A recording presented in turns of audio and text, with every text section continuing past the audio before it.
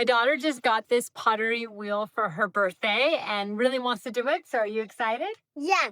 We're getting it all put together and let's make some pottery. Right now, she is getting the clay ready. So we added a little bit of water to it. Maybe need to add even a little more. And then we'll get started. This is plugged in here. And then that gets the wheel going. You can start and stop it with your foot as well. Here's our shape. Pretty good. What do you think? It's cool. And now we're gonna try a pattern. Cool.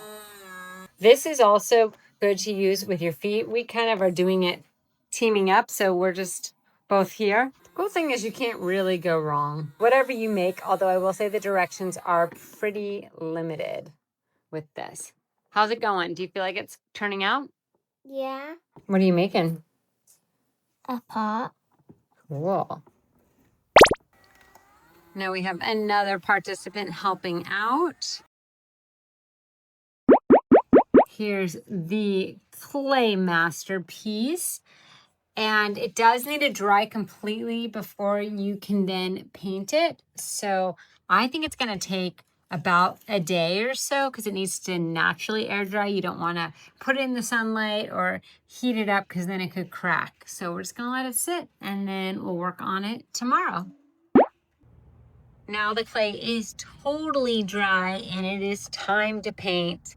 So we have my little artist here painting it up.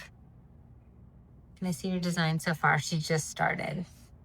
So we have some blue. All right. What do you think about this clay kit? It's good. You can like design it first if you want before you paint it. So you can design it when you're on the little thing, and you can like design it however you want.